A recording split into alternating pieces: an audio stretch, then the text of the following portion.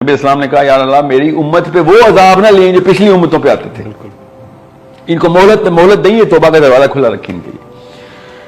آپ مجھے کہیں سے ثابت کر کے بتائیں، میں تو ثابت کر چکا ہوں اس کے خلاف کیا ہے، مگر آپ ڈھونڈیں ذرا کہ جو امت کا سب سے بڑا خیر خواہ تھا، اللہم صلی علی محمد، اللہم صلی علی محمد، جو سب سے بڑا خیر خواہ محمد مصطفیٰ صلی اللہ علیہ وسلم صلی اللہ علیہ وآلہ وسلم، ساری کی ساری امت کے سب سے بڑے خیر خواہ نے ایک دفعہ بھی امت کے لیے رزق کی دعا کیوں نہیں کی؟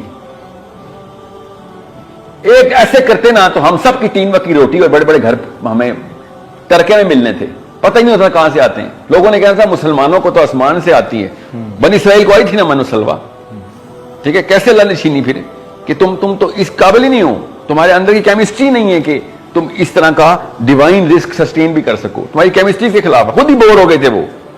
جب فل ٹائم رزق ملتا ہے انسان خود ہی بور ہو کے کچھ اور کام بتاؤ بھائی، یہ تو نہیں ہوتا ہم سے۔ سو نبی علیہ السلام نے اگر ہمارے رزق کی دعا نہیں کی، اس کا مطلب ہے کہ مقصد کچھ ہو رہا ہے، ورنہ وہ ہماری پیسوں کی دعا کر جاتے، کوئی روک ٹوک نہیں ہے۔ اب اس کی الٹی دعا بتاتا ہوں کہ نبی اسلام نے اپنی اولاد کے لیے کیا دعا کی، شکر کریں کہ آپ لوگوں کے لیے دعا نہیں کی، ٹھیک ہے، کہ یا اللہ میری اولاد کا اتنا رزق رکھیں کہ بس روح اور جسم کا تعلق رہے، اس سے زیادہ نہ دے دیں، بس زندہ رہ لیں، بس کہ کس طریقے سانس چل رہی ہے میرے بچوں کی، تاکہ کوئی یہ نہ کہہ سکے کہ ہاں فاطمہ ولی کے پاس تو پیسے بہت تھے نا، اللہ اللہ کرنا بڑا آسان ہوتا ہے جب آپ کے پیسے لگے ہوتے ہیں۔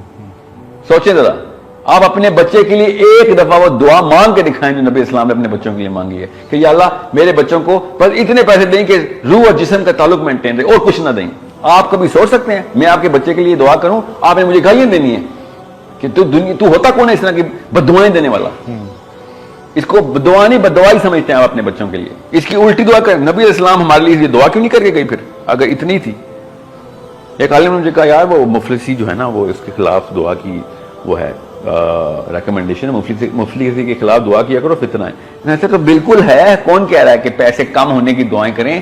میں آپ کو یہ بتا رہا ہوں کہ پیسوں کی دعا کیوں نہیں کی نبی علیہ السلام نے میرے لیے یا امت کے لیے؟ سب سے بڑا خیر خواہ اتنے یونیورسل کانسیپٹ کو اوور لک کر گیا۔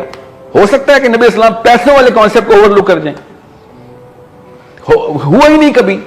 ہر انسان کو پتا یار کہ کاش بہانا کیا رکھا ہم نے، یار اگر یہ پیسوں والا ہے نا، روزی روٹی کا مسئلہ نہ ہوتا پھر دیکھتے میں کیا جہاد کرتا، پھر میں 100,000 مسجدیں بناتا، مدرسے بناتا، میرے پاس ٹائم نہیں، پیسے بنا رہا ہوں۔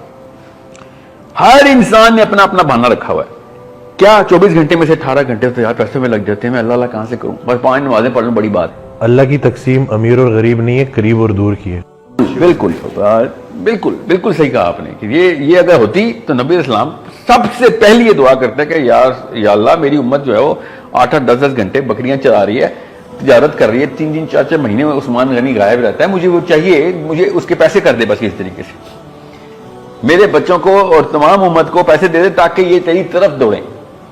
یہ اللہ تعالیٰ نے بنی اسرائیل کا من و سلوہ کا واقعہ سنا کے بلاسٹ کر دیے سائیکالوجی کو کہ تم جس دن سوچو گے نا کہ کاش سارے پیسے ہو جاتے تو کام ہو جاتا، تو یہ ہوا تھا ان کے ساتھ، ہو گیا تھا سارا کچھ اور الٹی طرف بھاگے اللہ سے وہ۔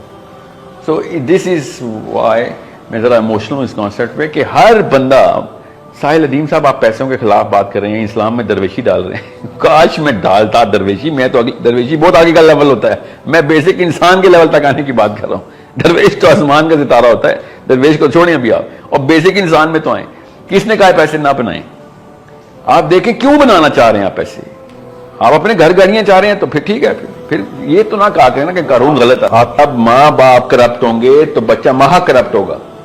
ماں باپ نے بلین کی دعا مانگی ہوگی تو بیٹا ٹریلین کی دعا مانگے گا۔ یہ کامن سینس کی بات بتا رہا ہوں آپ کو۔ نبی علیہ السلام نے ارشاد فرمایا کہ اب میرے بعد بد سے بدتر کے زمانے آئیں گے، تو میرا بیٹا میرے زمانے سے بدتر زمانے میں آئے گا نا۔ وائی وہ ہے نا اسیوم کہ نبی علیہ السلام کو پتہ نہیں ہے کہ کیا بات ہو رہی ہے۔ اب ہر زمانے میں برائی اور جڑ پکڑے گی، اور زیادہ شاخیں اور زیادہ پھل دے گی۔ So it's a bigger problem کہ اگر آپ اللہ کے فوجی نہیں بن رہے، اللہ کے فوجی بنیں گے تب آپ کے گھر میں ریجیمنٹیشن ہوگی اللہ کے قوانین کی کہ کس طریقے سے بھئی دنیا کو دیکھنا ہے، کس طریقے سے انسانوں کو دیکھنا ہے، اور سب سے بڑی بات کس طریقے سے اپنے آپ کو دیکھنا ہے کہ میں کون ہوں، کدھر سے آیا ہوں، کیا کرنا ہے میں نے ادھر جانے اور آنے میں کوئی فرق کیا تھا دنیا کا کہ نہیں۔ میں دنیا کو ویسے ہی چھوڑ کے جیسے میں آیا تھا تو پھر میں بھی وہی چڑی کوائی ہوں جو آیا گھونسلے سے نکلا چیں چیں کرتا رہا، ساری عمر چیں چیں کرتا رہا، کیوں؟ کیونکہ مجھے وہاں پہ بھی دانا نظر آ رہا ہے، وہاں پہ بھی دانا نظر آ رہا ہے. آیا بچے کو بچے گنے سو گیا، اللہ پھر صبح آ گیا دفتر واپس آیا، بچے گنے پورے ہیں، سو گیا. مطلب یہ اپنے آپ کو مسلمان بھی کہوں گا میں، جو انسان کھلانے کے قابل نہ ہو وہ مسلمان کھلانے کے قابل کیسے ہو سکتا ہے؟ ہم تو چڑی کوا ہیں، بس گھونسلے میں جائیں. دین کی بات پھیلانا صدقہ جاریہ ہے. ثواب کی نیت سے ویڈیو کو شیئر ضرور کیجیے. جزاک اللہ.